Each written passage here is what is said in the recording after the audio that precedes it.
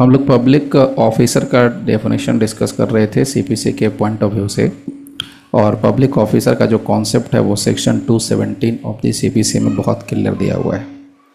हम लोगों ने जैसे भी डिस्कस किया कि सेक्शन 217 में जो डेफिनेशन है उसके अकॉर्डिंग यहाँ पर एक कैटेगरी बनाई हुई है ए से लेके एच तक, यानी कि यहाँ पर अगर हम बात करें तो 5 तो यहीं पर हो गया, 6, 7, 8, यानी टोटल 8 कैटेगरी बना रखी है जिसके अकॉर्डिंग ये बताते हैं कि पब्लिक ऑफिसर किसको कहेंगे।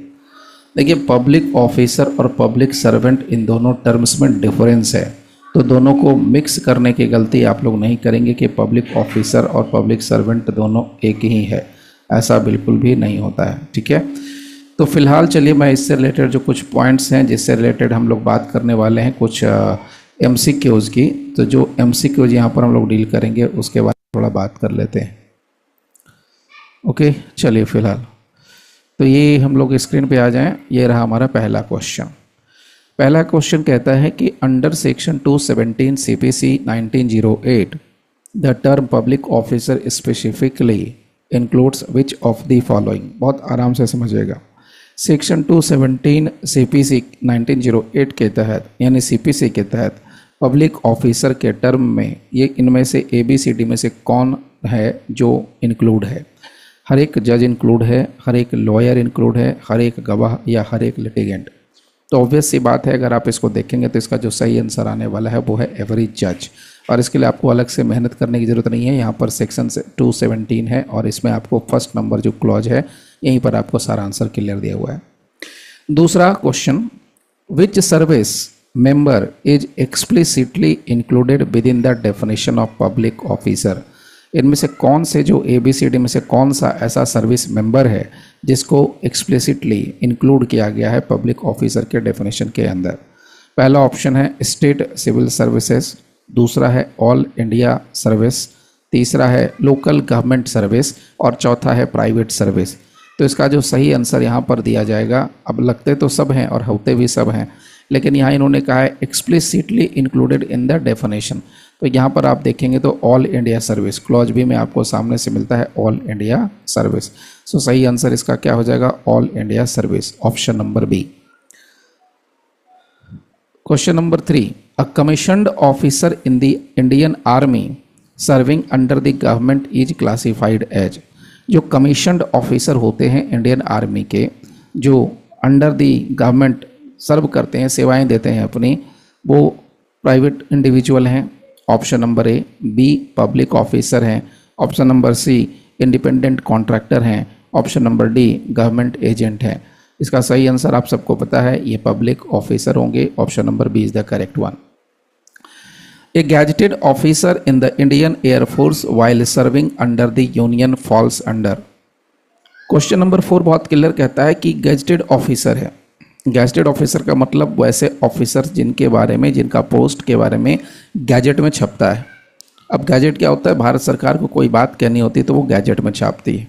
सो gazetted officer in the Indian air force, Indian air force का गैजेटेड ऑफिसर है और वो सेवा दे रहा है भारत सरकार में। तो वो क्या है यहाँ पर, while serving under the union falls, section 216 CPC, section 217 CPC, section 3 CPC और सेक्शन 9 CPC। तो अगर आप बात करेंगे सेक्शन 216 CPC तो ये प्रिस्क्राइब्ड का डेफिनेशन है, इसको कहीं पर हम लेके नहीं आ सकते। सेक्शन 217 CPC ये सही आंसर होगा, फिलहाल मैं आगे भी देख लूँगा। सेक्शन 217 जो है डील करता है पब्लिक ऑफिसर के लिए।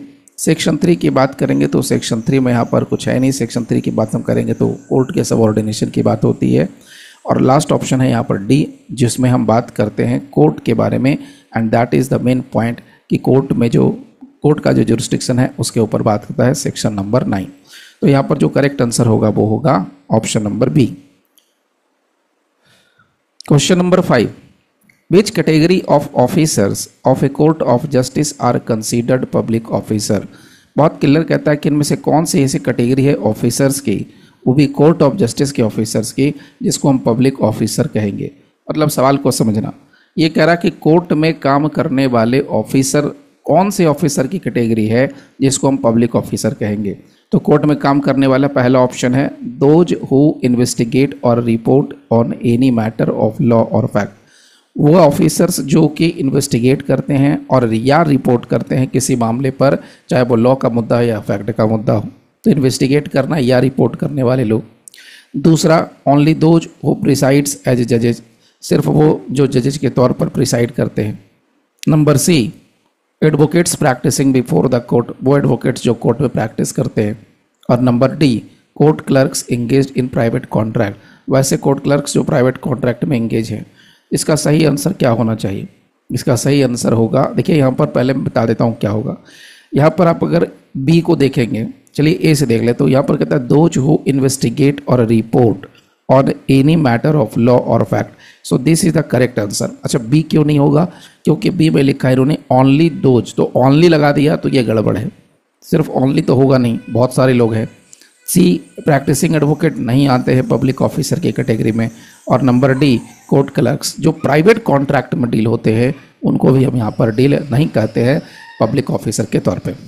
So correct answer is option number A. An officer of the court who authenticates or keeps documents qualifies as, court का वो ऑफिसर जो ऑथेंटिकेट करता है या डॉक्यूमेंट को रखता है उसको कहते हैं पब्लिक ऑफिसर अंडर सीपीसी। सीधा आंसर है। Who among the following is regarded as a public officer, A B C D 4 option है, इनमें से कौन सा वो ऑप्शन सही है जिसको हम पब्लिक ऑफिसर के तौर पर कहेंगे? पहला है a person administering an oath in court, वो पर्सन जो शपथ दिलाता है। A private notary without court authorisation, private notary जो बिना कोर्ट ऑथराइजेशन के है। C, a litigant signing an affidavit, so litigant जो एफिडेविट साइन करते हैं। एन आर्बिट्रेटर अपॉइंटेड प्राइवेटली, वो आर्बिट्रेटर जो प्राइवेटली अपॉइंट किए जाते हैं। तो यहाँ पर आपको बताना है कि पब्लिक ऑफिसर कौन होगा, तो इसका सही आंसर क्या होगा? जो पब्लिक ऑफिसर है वो यहाँ पर ऑप्शन नंबर ए है, person administering an oath in court. A jail superintendent who holds office empowering him to keep a person in confinement is, jail superintendent क्या है? यहाँ पर सीधा सवाल यह है कि जो जेल सुपरिटेंडेंट है उसको ये अथॉरिटी है कि वो किसी पर्सन को कैद में रख सकता है, कन्फाइनमेंट में रख सकता है। तो जो जेल सुपरिटेंडेंट किसी व्यक्ति को कन्फाइनमेंट में रख सकता है वो क्या है? पहला ऑप्शन पब्लिक ऑफिसर, दूसरा ऑप्शन प्राइवेट ऑफिसर, तीसरा ऑप्शन आर्बिट्रेटर, चौथा ऑप्शन कॉन्ट्रैक्टर। तो सही आंसर क्या होगा? Public officer. Next question number 9, officer of the government whose duty is to prevent offences fall under, वैसे ऑफिसर जो सरकार के लिए काम कर रहे हैं जिनकी ड्यूटी अपराध रोकने की होती है उसको सेक्शन 217 FCPC के तहत पब्लिक ऑफिसर कहा जाता है। सो करेक्ट आंसर होगा 217F। मैं आपको दिखा देता हूँ यहाँ से सेक्शन 2, ये रहा 17 और इसमें यहाँ देखिए F। Every officer of the government whose duty it is as such officer to prevent offences, to give information of offences, to bring offender to justice, to protect the public health, safety and convenience. तो यहाँ पर ये हो गया 217F और ये कौन है? Public officer. क्वेश्चन नंबर 10, मैं ये बता दूं पहले कि ये जो हम लोग डिस्कस कर रहे हैं ये बिल्कुल प्रॉब्लम बेस्ड क्वेश्चन नहीं है, ये सीधे सीधे सिर्फ कॉन्सेप्ट बेस्ड क्वेश्चन है। जब ये कॉन्सेप्ट बेस्ड क्वेश्चन खत्म होगा उसके बाद हम लोग डील करेंगे problem based question. Now see, which function qualifies a government officer as public officer, कहता है कि वो कौन सा फंक्शन है, वो कौन सा ऐसा काम है जो गवर्नमेंट ऑफिसर के पद पर रहते हुए जो उसको पब्लिक ऑफिसर बनाता है। यानी गवर्नमेंट ऑफिसर तो है लेकिन वो कौन सा काम ऐसा करता है जिसकी वजह से वो पब्लिक ऑफिसर कहलाता है? पहला, गिविंग इन्फॉर्मेशन ऑफ ऑफेंसेस, अपराध के बारे में सूचना देता है। दूसरा, प्रोटेक्टिंग पब्लिक हेल्थ की प्रोटेक्शन करता है। तीसरा, bringing offenders to justice, offenders को जस्टिस पे लाता है यानी कि कोर्ट लाता है सामने, अथॉरिटी के सामने। और चौथा, ऑल ऑफ द अबव। इसका सही आंसर हो जाएगा ऑल ऑफ द अबव। तो जो इन चारों में से कोई भी एक, तीनों में से कोई भी एक काम करेगा वो यहाँ पर पब्लिक ऑफिसर बने। अगर मोटे तौर पे आप देखोगे तो ये चीज़ आपको क्लियर समझ में आएगी कि देखो दो तरीके का मैटर है। जब हम लोग कहते हैं ना एक IAS, तो IAS इज द पोजीशन नहीं, IAS एक डिजिग्नेशन नहीं, सिर्फ नाम है पद का।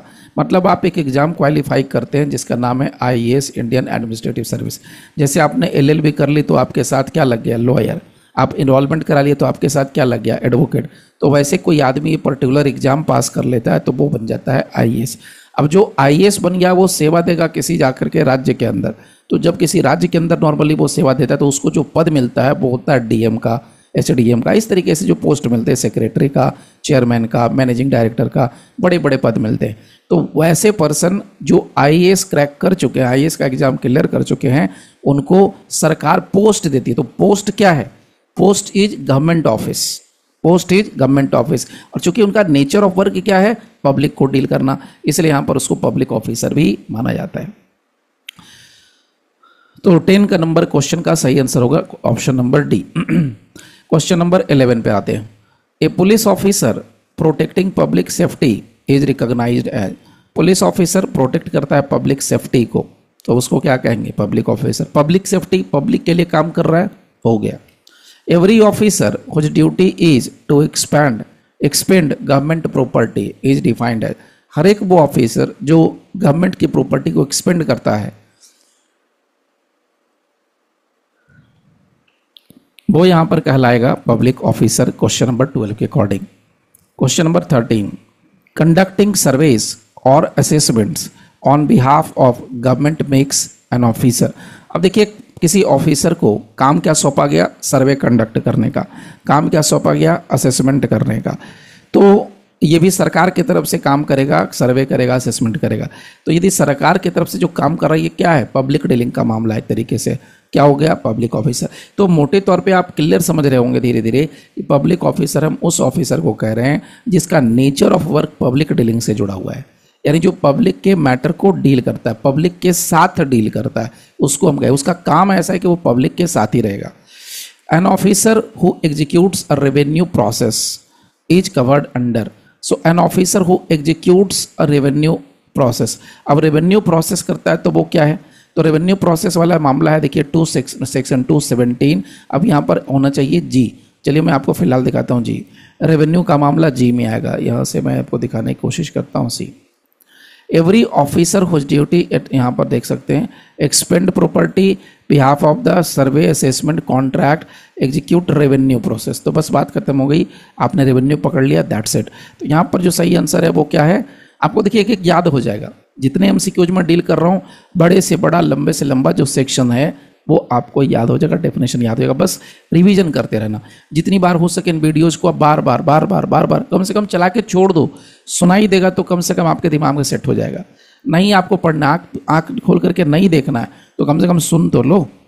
N officer who executes a revenue process, वो ऑफिसर जो रेवेन्यू प्रोसेस को एग्जीक्यूट करता है उसको हम कहते हैं, यहाँ पर से करते हैं उसको public officer under section 217 G CPC। Next 15, if an officer investigates matter affecting the pecuniary interest of the government he is.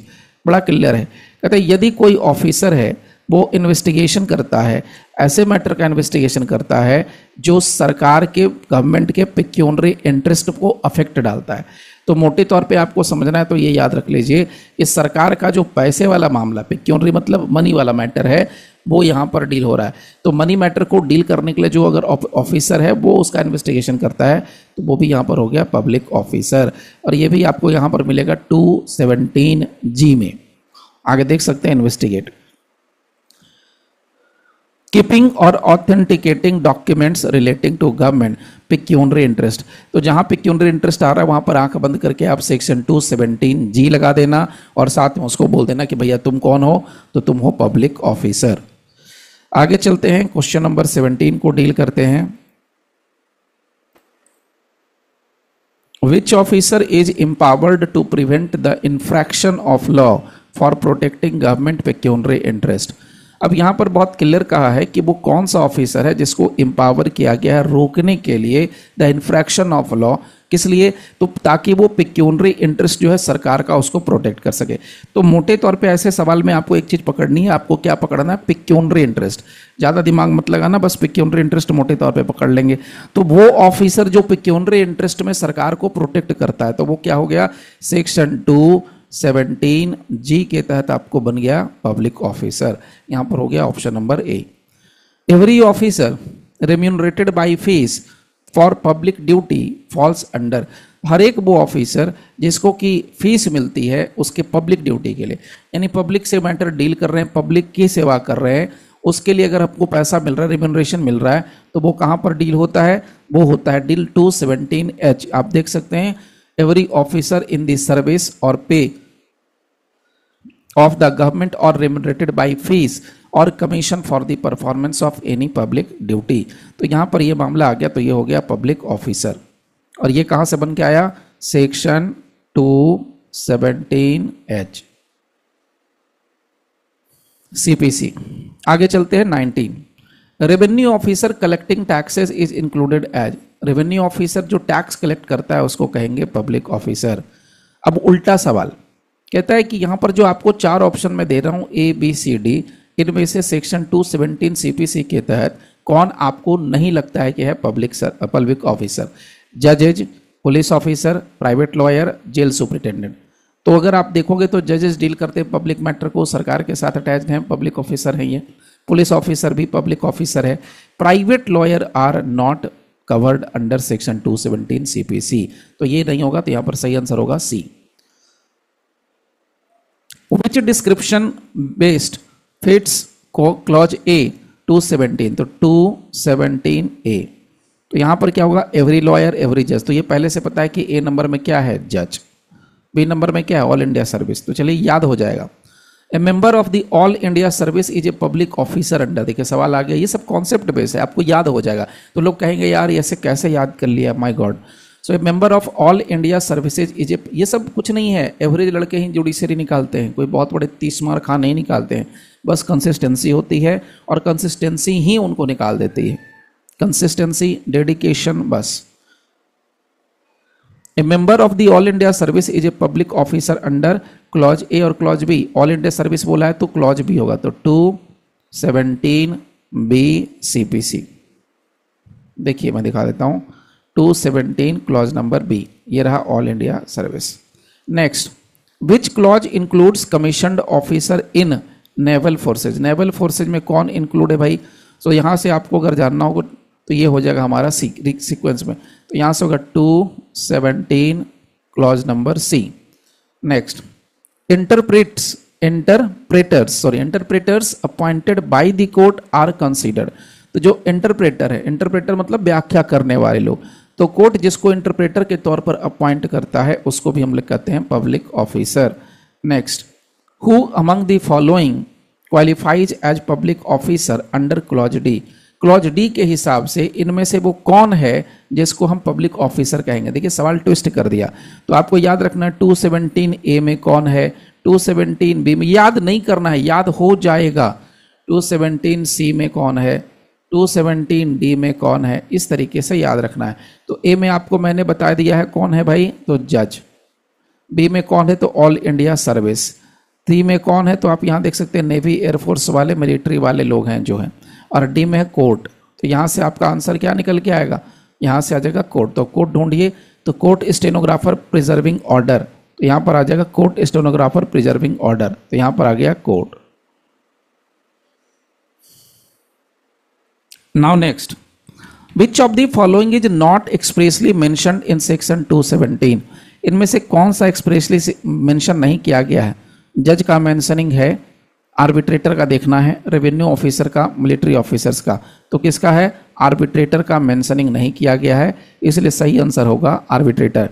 यानी कि रेवेन्यू ऑफिसर पब्लिक ऑफिसर हैं, मिलिट्री ऑफिसर पब्लिक ऑफिसर है, इसके अलावा जजेज भी पब्लिक ऑफिसर की category में आते हैं अंडर सेक्शन 217 CPC, यहां पर ये हो गया। Next, now next, A government officer empowered to bring offenders to justice is covered under which clause? क्या बोल रहा है, गवर्नमेंट ऑफिसर है लेकिन उसका काम क्या है, offenders to justice, to bring offenders to justice, यानी अपराधी को कोर्ट में लाना, उसके खिलाफ मामला चलाना, तो किस मामले में आएगा, तो ये यहाँ पर आ जाइए, तो F में आएगा। मैं आपको दिखा देता हूँ, तो ये तो बगैर बनाते बनाते हम लोग को याद हो जाता है।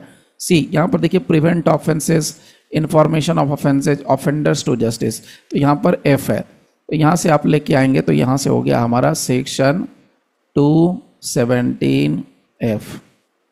CPC। Preventing offences as an official duty makes a public officer, कुछ नहीं करना है। तो जो प्रिवेंट करता ऑफिसर को, जिसकी ऑफिशियल ड्यूटी है अपराध को रोकना, वो है public officer. Who is expressly recognised as public officer under clause E. अब वो कौन एक्सप्रेसली रिकॉग्नाइज्ड है, तो कौन है एक्सप्रेसली रिकॉग्नाइज्ड, यहाँ देख सकते हैं कौन है, जिसको यहाँ पर जेलर कन्फाइनमेंट में रखने का आदेश है। तो यहाँ से देख सकते हैं officer empowered to place person in confinement. So जो कन्फाइनमेंट में कैद करके रख सकता है उसको, यहाँ पर आ गया सेक्शन 217, यहाँ पर सॉरी जी लिखा जाओ। Next, execution of judicial process is a duty of. Judicial process का एग्जीक्यूशन, जो ये ड्यूटी है, एग्जीक्यूशन वाला जो काम करता है वो कौन है, public officer. Next, officers remunerated by commission for public duty. Public duty के लिए जिसको मिल रहा है कमीशन, तो उसके लिए हम बात करेंगे तो वो कहाँ मिलेगा, एच में मिलता है। आपको दिखाया था अभी जस्ट, तो यहाँ पर आ गया एच, तो यहाँ से लगा देंगे 31 का हो गया सी। तो आप लिख सकते हैं section 217 H. A revenue surveyor working for the government. So revenue का सर्वेयर है, सरकार के लिए काम करता है, वो क्या हो गया, public officer. Which public officer is tasked with protecting public convenience. इनमें से कौन सा पब्लिक ऑफिसर है जिसको कि टास्क दिया गया है प्रोटेक्ट करना पब्लिक कन्वीनियंस का, तो वो भी भैया क्या होगा, पब्लिक ऑफिसर, पुलिस ऑफिसर होगा। Now next, clause G specifically relates to. तो यहाँ पर पूछ रहा है आपसे कि सेक्शन 217 क्लॉज जी CPC जो है वो किसको रिलेट करता है, public health and safety. Option number B, pecuniary interest of government. Option number C, judicial function, confinement of person. तो अगर आप यहाँ से देखेंगे जी, तो आपको याद होगा यहाँ पर पूरा का पूरा मामला आप देख सकते हैं, सीधे सीधे असेसमेंट वगैरह से रिलेटेड है। तो यहाँ से हम अगर बात करेंगे तो क्वेश्चन नंबर 30 के लिए हो जाएगा पेक्यूनरी इंटरेस्ट। तो यहाँ पर सिर्फ मनी का मैटर है, मैंने बताया भी था मनी मैटर। तो pecuniary interest is under section 217 G. 35, a person specially authorised by a court to administer an oath. एक व्यक्ति जिसको स्पेशली इस बात के लिए ऑथोराइज किया गया है कोर्ट के तरफ से कि वो सिर्फ क्या कराएगा, ओथ दिलवाएगा, वो क्या है, public officer. Next, who can authenticate government pecuniary documents. कौन ऑथेंटिकेट कर सकता है, public officer under section 217 of CPC। Which of the following is not a duty making one public officer. इनमें से कौन सा है जो ड्यूटी नहीं है अंडर सेक्शन 217। देखिए, इन्वेस्टिगेटिंग पेक्यूनरी इंटरेस्ट, ये तो ड्यूटी बनती है। ब्रिंगिंग ऑफेंडर्स टू जस्टिस, अपराधियों को जस्टिस के सामने लाना, ये भी ड्यूटी बनती है। Acting as private mediator in dispute, ये ड्यूटी नहीं बनती है। एग्जीक्यूटिंग रेवेन्यू प्रोसेस, ये भी ड्यूटी बनती है। तो इसका जो सही आंसर होगा 37 का होगा C, acting as private mediator in dispute. Now next, clause H refers to which class of officers. जो लोग पब्लिक ड्यूटी के बदले पैसा लेते हैं, सीधा मोटे मोटे समझना, उसको यहाँ पर हम कहते हैं। सो यहाँ पर आ गया clause H refers to which class, तो यहाँ पर आ गया in service of government for public duty. 38 का हो गया A. Next, who among the following is a public officer by virtue of holding office to confine person. तो confine person करने के लिए कौन है भाई, police, jailer, arbitrator, advocate, contractor. तो भाई पुलिस जेलर के अलावा तो कोई होता नहीं है जो कि किसी को कन्फाइन कर ले। आर्बिट्रेटर करता नहीं है, एडवोकेट साहब करते नहीं हैं, और कॉन्ट्रैक्टर साहब भी करेंगे नहीं। So now next, who qualifies as a public officer responsible for order inside the court. वो कौन सा पब्लिक ऑफिसर है जो रिस्पॉन्सिबल रहता है यहाँ पर order inside the court, responsible for order inside the court. तो जज का peon, court appointed marshal, arbitrator और लॉयर। बहुत बढ़िया सवाल है, इसका आंसर क्या होगा, कोर्ट अपॉइंटेड मार्शल। यही है जो रिस्पॉन्सिबल होता है order inside the court. Now next, question number 41। अब लास्ट के 2-3 क्वेश्चन और बच रहे हैं, 43 is the last question. A medical officer working under government for protection of public health. यहाँ ध्यान देंगे, पब्लिक हेल्थ आ गया, गवर्नमेंट की तरफ से काम कर रहा है, मेडिकल ऑफिसर है, वो क्या है, public officer. A government officer responsible for executing revenue process. Revenue process कहाँ चला जाता है, याद कीजिए, रेवेन्यू प्रोसेस चला जाता है जी में। बार बार बता रहा हूँ, रेवेन्यू प्रोसेस कहाँ चला जाता है, जी में। रेवेन्यू पेक्यूनरी सब कहाँ है, जी में। सो यहाँ पर हो गया सेक्शन 217 जी अपना CPC। The inclusive definition of public officer under CPC 1908 is found in section 217 of the CPC। यहाँ से आपका ये जो है ना टोटल मामला खत्म। ठीक है, तो अभी तक जो हम लोगों ने डील किया ये पूरा का पूरा ये कॉन्सेप्ट बेस्ड क्वेश्चंस था, जिसमें आपका सिर्फ कॉन्सेप्ट क्लियर कर दिया। टोटल 8 टाइप्स हैं जिसको ये बताते हैं CPC के अंदर कि भाई 8 टाइप्स के लोग हैं जो क्या हो सकते हैं, पब्लिक ऑफिसर हो सकते हैं। ठीक है, तो नेक्स्ट सेशन में मैं आपको इसी से रिलेटेड आपको मैं डील करके दूंगा प्रॉब्लम बेस्ड क्वेश्चन। उसके बाद डील करेंगे हम लोग क्वेश्चन जो कि रिलेटेड होगा केस लॉ से या प्रोसीजरल पार्ट से। तो आप ये समझ सकते हैं कि एक सेक्शन के एक पार्ट से मैंने आपको कितने दिए, 40 का एवरेज भी पकड़ लेंगे तो एक सेक्शन पर आप 160 कितने 160 160 क्वेश्चन से डील कर रहे हैं। तो नाउ यू कैन इमेजिन कि आपको कोई क्वेश्चन छूटने वाला नहीं है। इसलिए आप मत देखो, लेकिन कम से कम इसको चला के छोड़ दो, आपके कान में आवाज़ जाती रहेगी तो कुछ ना कुछ सुन के याद होता रहेगा, तो आपके लिए बहुत आसान हो जाएगा। प्रीलिम्स निकालना, मेंस में आंसर राइटिंग करना भी आसान हो जाएगा। चलिए फिलहाल इसको यहीं पर करते हैं स्टॉप, मिलते हैं फिर नेक्स्ट सेशन में। Okay then, thank you everyone for giving your precious time. Thank you all friends.